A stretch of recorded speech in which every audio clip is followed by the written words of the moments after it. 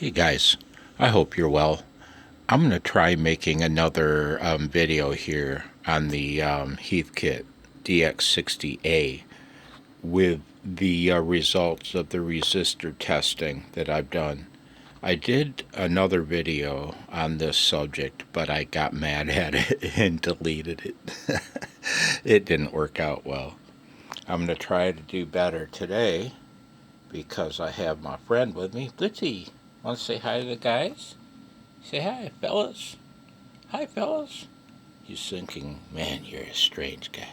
So I'm going to mount you on my tripod here, and I'm going to talk about this. Hang on.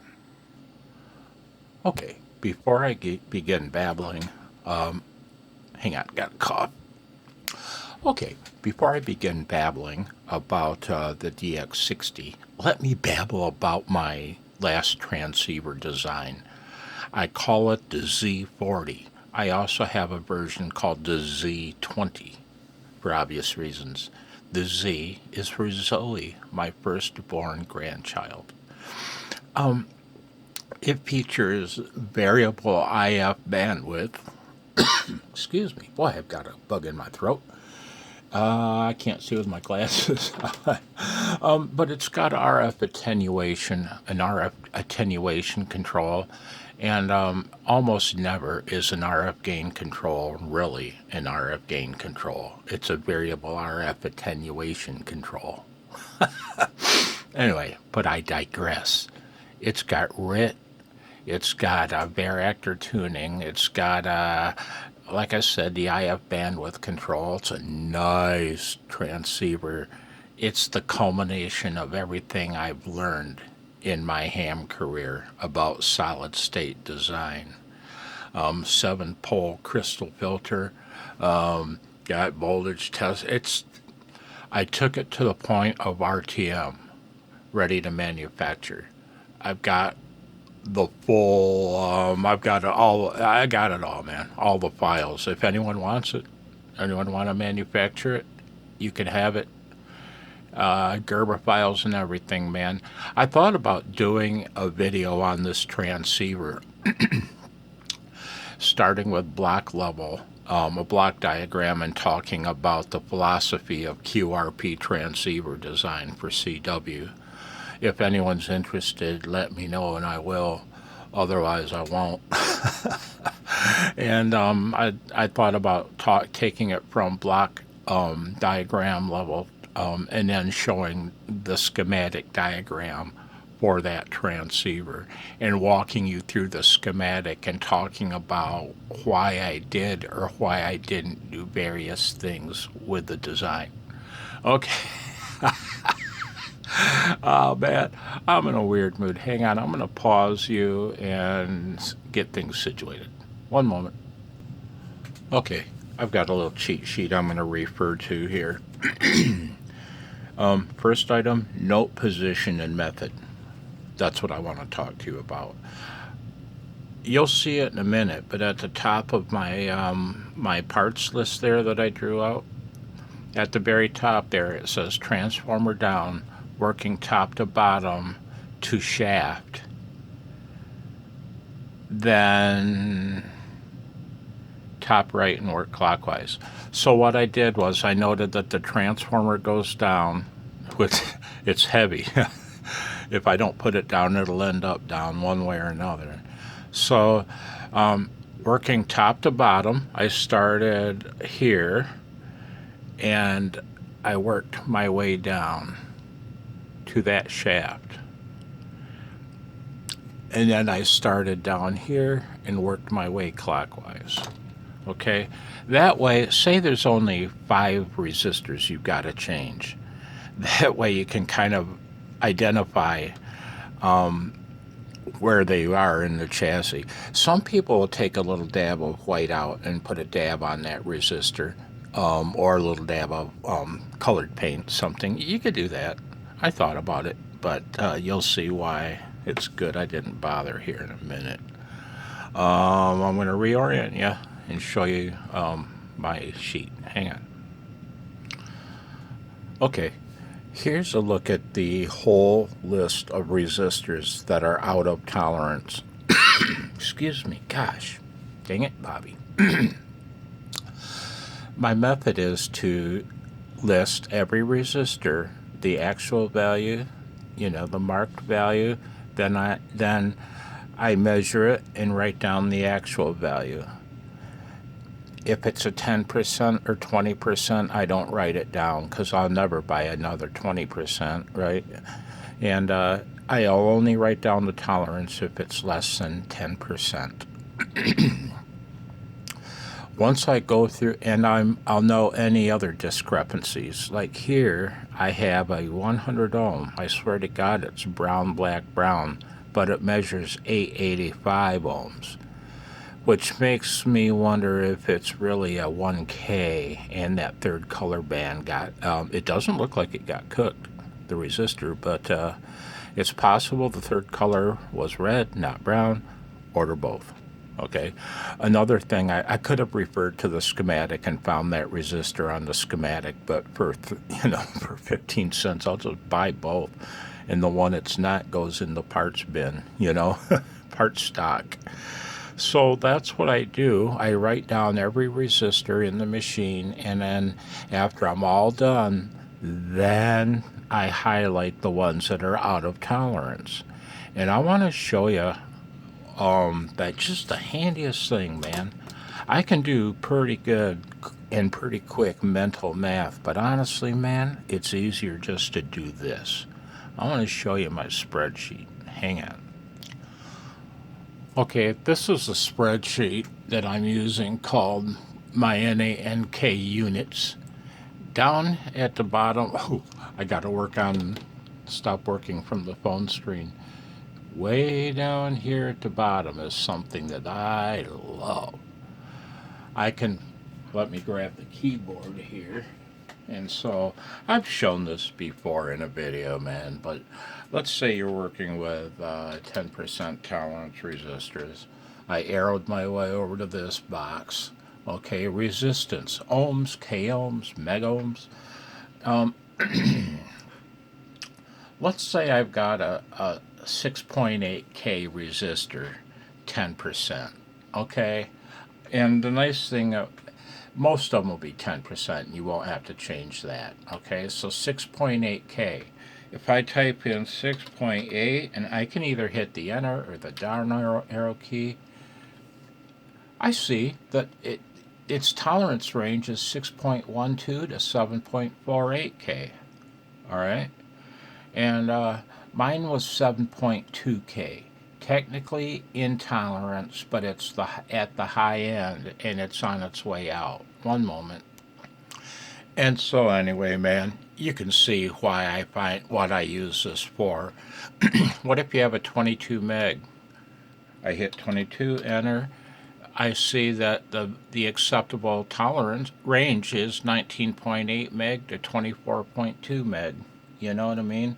Mine was 22.15 meg, so it's well within the tolerance, the acceptable limits. So, yeah, you got an 18K, it's very, to me, man, that's very handy. I didn't have to do any mental math. It took me about 3-4 minutes to go through that whole list. Sorry about the thumps. When Blitzen drops to the floor, man, the whole floor shakes. Ooh, he's getting big. Scary. So, sorry about this tripod is not stable. Oh, I'm bumping it. Anyway, I use this religiously when checking, when deciding on what I'm going to replace. One moment. I wanted to point out something regarding clipping onto components with hard-to-reach leads. My example, let me take my glasses off so I can see again. See those two resistors right there? They're in parallel. They're 8.2 ohm resistors, and they're in parallel. Well, those two leads down there are underneath this lead, but they're all three connected to the same place. You don't need to clip onto the resistors themselves. I'll clip on right there. Likewise, with the other two leads, they're also connected together and connected to this terminal strip. Well, with my little grabber clips, they're ideally suited for grabbing wire, not lugs on terminal strips.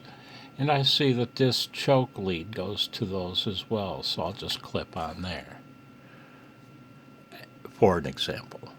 And so if the leads are in a hard to reach place, or if the leads are covered with like insulation, spaghetti insulation, look at where the lead goes and clip onto another lead that goes to the same place. Okay, hang on. As an aside, this talk is just about the resistors.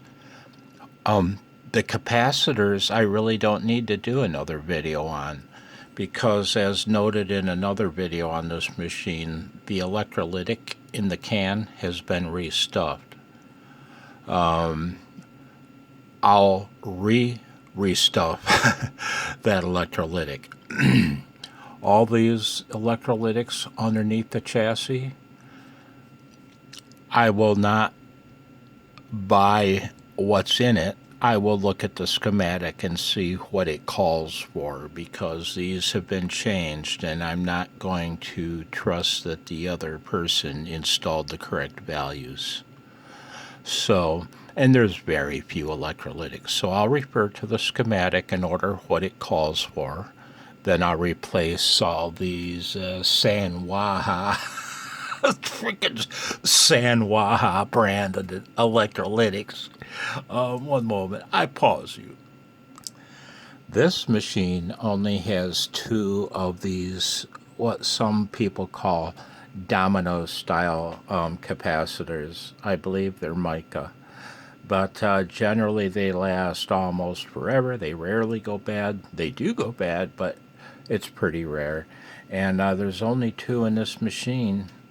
That one and the one on the plate of the 60 plates of the 6146 output tubes, and they carry the full HT. They carry the full high voltage potential. So I will replace that one regardless. I don't even bother testing it. It's been under a lot of tension, so I will replace that one. I pause you. One moment. Okay, that pot right there, I don't think it's wire wound. No, it's not. It's a higher powered pot though, and you really can't use the DMM to check a pot. You wanna, well, you you can if it's got a bar graph on it. Otherwise, you need Grandpa's VTVM. Now I'm gonna pause. I'm gonna pause you and make a connection to that pot. We'll look at that pot together and see if it's any good. Hang on. Okay, guys, I've made the connection from one side of the pot to the wiper. Okay. Oh my God. I really don't want to edit those coughs out, man, because it's gonna take forever. So it's turned all the way down. One thing you want to do, look at the noise in that pot. It's turned all the way counterclockwise. Look at that. If I bump it a tiny bit up, it stops. That's a situation where, you know, you got a radio, you turn the volume all the way down and it crackles like mad. You know. So I'm going to slowly advance this pot. Let's see it. See that? It's very dirty. I'm going to continue on, slowly, smoothly turning the pot. It's a 25K. There, it's getting glitchy. Yeah.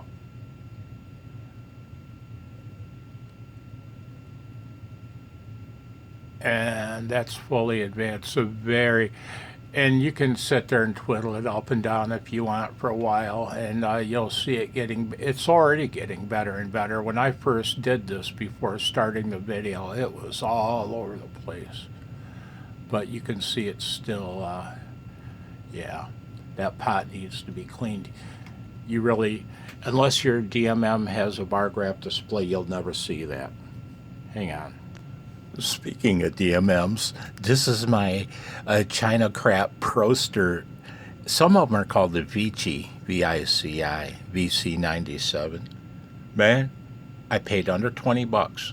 I think I paid like 16 or $18. This thing is wonderful. I like it way better than my Fluke. I do, man. And if you, and this is why I mention it. It's very, very handy with this meter. Hold that blue button down whilst turning it on, and it locks on. It won't time out and go to sleep.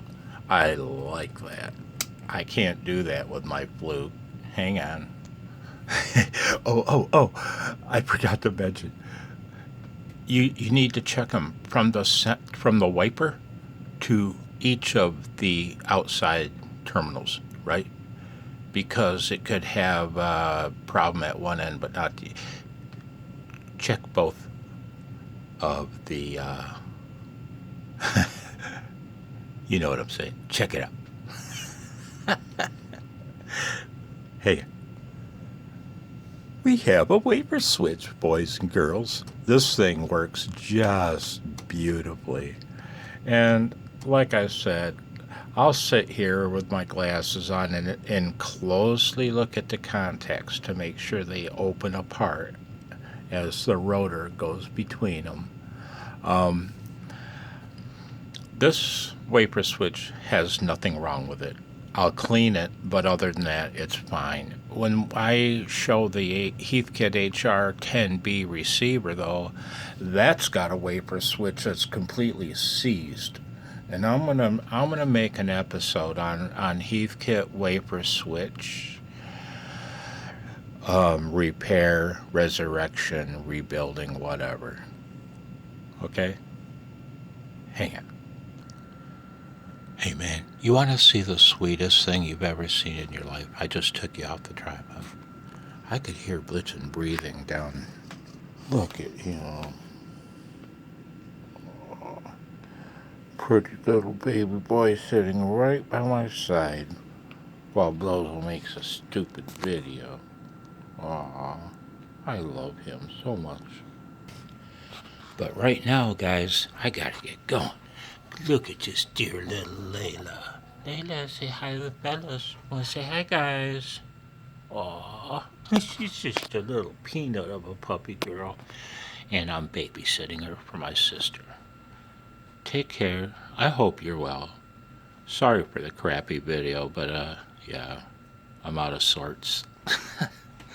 73. Say 73, Blitzy.